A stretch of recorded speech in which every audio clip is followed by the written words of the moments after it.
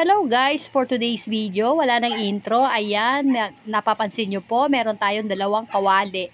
Yes mga B, yung isang kawali po, magpiprito tayo ng simpleng menu for today. Yan po ay piniritong tilapia. Di ba guys? Pero syempre, pag may tilapia, kailangan natin partneran ng piniritong talong.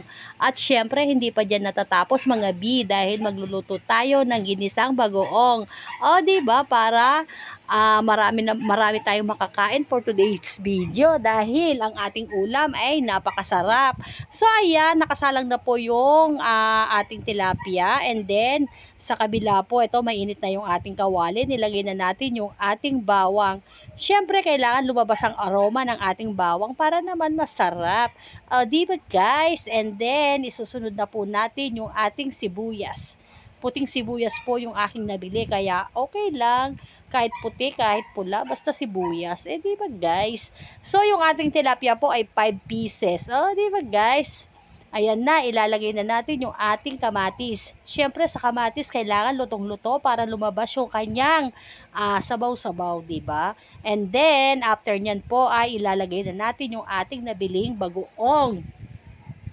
Yung bagoong po natin ay hindi na natin hinugasan mga B dahil yan ay trusted na namin yung ating binibilhan na bagoong, hindi po siya maalat, and then wala rin siyang food color, kaya safe na safe po yung kanyang bagoong.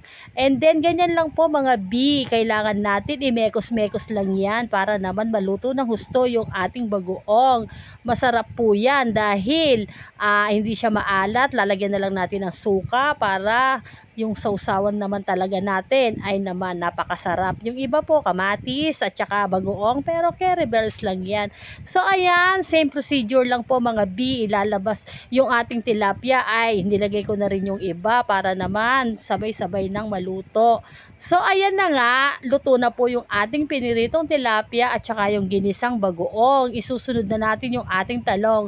Syempre sa pinagprituhan na lang po ng tilapia ang ating pagpiprituhan din ng talong. Diba? Simpan lang po mga B para naman makatipid din tayo sa ating mantika.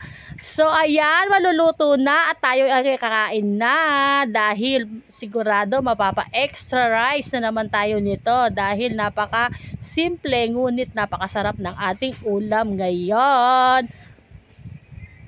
So ayan mga B, baliktad-baliktad lang natin yung ating talong para naman pantay ang pagkakaluto, diba?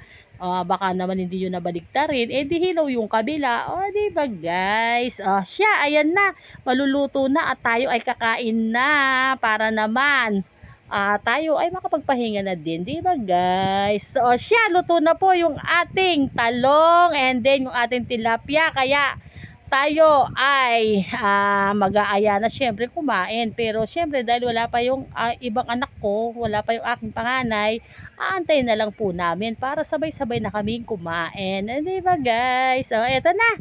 So maraming salamat po sa inyong panonood dahil pagluto tayo ng simple ngunit masarap na dish. Ayan ay ang pritong tilapia, ginisang bagoong, and then piniritong talong. So guys, bye-bye!